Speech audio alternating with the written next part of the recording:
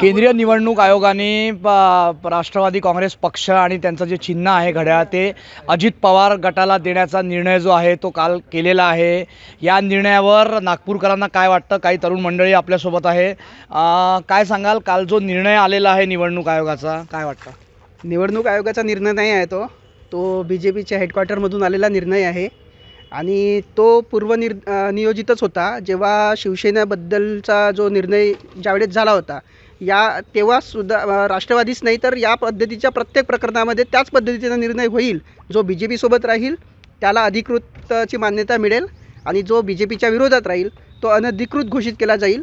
ही एक प्रकारची दडपशाही, हुकुमशाही सुरुवात झालेली आहे आणि हे सर्व निर्णय जे आहे ते शासकीय निमशासकीय कोणत्याही यंत्रणेच्या माध्यमातून जरी आले असेल समोर तरी ते निर्णय जे आहे ते प्रिंट होतात BJPच्या हेडक्वार्टरमध्ये। आपण बघितलं BJPच्या हेडक्वार्टरमधून प्रिंट होत असल्याचं म्हणणं आहे। तुम्हाला काय वाटतं? जे काही राजकारण चाललं आहे, जर त्यांना समतोल राजकारण करायचं असतं तर एक निर्णय जसा एकनाथ शिंदेकडे लावला तर दुसरा पवार साहेबांकडे लावता आला असता, पण ते केलं नाही।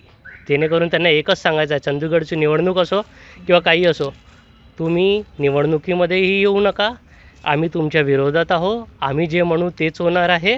इलेक्शननी कशाला घेता म्हणा, इलेक्शननी फक्त फॉर्मॅलिटी आहे म्हणून सांगून द्या, 400 तुम्ही घेऊन घ्या म्हणा। बरं, यांचं असं म्हणणं आहे। तुम्हाला काय वाटतं, काल जो निर्णय आलेला आहे निवडणूक आयोगाचा की आता अजित पवार गटाकडे पक्षांचिन्ह दोन्ही राहणार आहे? अजित पवार गटाकडे जो चिन्ह गेला तो सर्व आधीपासून पूर्वनियोजित प्री प्लॅन BJPचा होता। कारण की इलेक्शन कमिशन जी भारताची केंद्रीय निवडणूक आयोग आहे ती BJPच्या म्हणण्यानुसार चालत आहे। ज्या प्रकारे शिंदेला शिवसेना देण्यात आली, अचानक देण्यात आली, त्याच प्रकारे अचानकपणेच सर्व आमदार फोडून एका वेळेस एक गट्टा आमदार ज्या साईडला राहतात त्या साईडला हा निवडणूक देण्यात आला आणि राष्ट्रवादी चिन्हाची जी घडी चिन्ह आहे अजित पवार गटाकडे देण्यात आला आणि अजित पवार आधीपासूनच विरोधात होता। आज आम्हा आंबेडकरी जनतेला हासा येतो की ज्या अजित पवारांनी आजपर्यंत आंबेडकरी चळवळ फक्त फोडण्याचं काम केलं, आज तो शरद पवारांनी आंबेडकरी चळवळ फोडण्याचं काम केलं, आज तो शरद पवार रडत बसला आहे आणि त्याच्या रडण्यामध्ये आम्ही सहभागी आहोत, त्याच्या दुःखामध्ये। आपण बघितलं यांचं म्हणणं आहे, काय वाटतं? निवडणूक आयोग हे पूर्णपणे हतबल झालेलं आहे।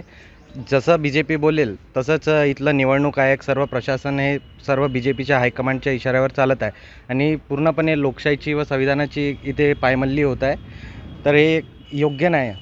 ठीक आहे, आपण बघितलं योग्य नाही असं यांचं म्हणणं आहे। तुम्हाला काय वाटतं, जो निर्णय आलेला आहे कसं बघता त्या निर्णयाकडे तुम्ही?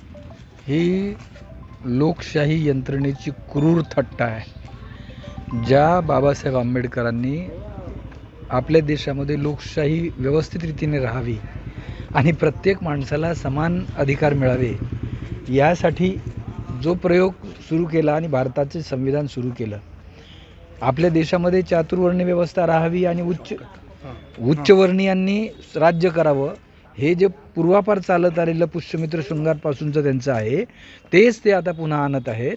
लोकशाहीच्या पूर्णपणे चिंधड्या उडवत आहेत। प्रत्येक लोकशाही घटकाचा जो काही ढाचा आहे तो तोडून फोडून आम्ही जसं सांगू तसा निर्णय द्या। आणि वाईट याचं वाटतं की जी यंत्रणा सरकारी पैशानुसार वापरली जाते, जी अधिकारी असतील, प्रशासकीय अधिकारी असतील, मीडिया असेल किंवा न्यायव्यवस्था असेल, ही सगळीच्या सगळी ते जे बोलतील तोच निर्णय देणार, तो जनतेच्या हिताचा निर्णय नाही। याचा अर्थ आता आपला देश त्यांना पूर्णपणे 97% लोकांचा गुलाम करायचा आहे। आपण बघितलं गुलाम करायचं असं म्हणणं आहे। तुम्हाला काय वाटतं, जो निर्णय आलेला आहे निवडणूक आयोगाचा त्याबाबत? निवडणूक आयोग असं म्हटलं जायचं की निवडणूक आयोग ही स्वायत्त संस्था आहे, पण अलीकडे आलेले शिवसेना पक्षाच्या बाबतीत असो की राष्ट्रवादी काँग्रेसच्या पक्षाच्या बाबतीत असो, एकंदरीत नैसर्गिक न्यायाची आपण पाठराखण केली पाहिजे असं संविधान आपल्याला सांगतं। संविधानाचं हे ब्रीज जर असेल की नैसर्गिक न्यायरित्या न्याय मिळालाच पाहिजे, तर हे तर अगदी उलटी गंगा आहे। बापाने कामगिरी करायची, पोरांना पुढे न्यायचं, पोरं वयात आले की बापाला लाथ मारायची आणि बाहेर निघायचं आणि मीच जे काही आहे ते म्हणजे परत नवीन वादाला तोंड फुटू शकते। जसं पूर्वी आम्ही गमतीत म्हणायचं, कोंबडी पहिले की अंडा पहिले, कोंबडी पहिले की अंडा पहिले।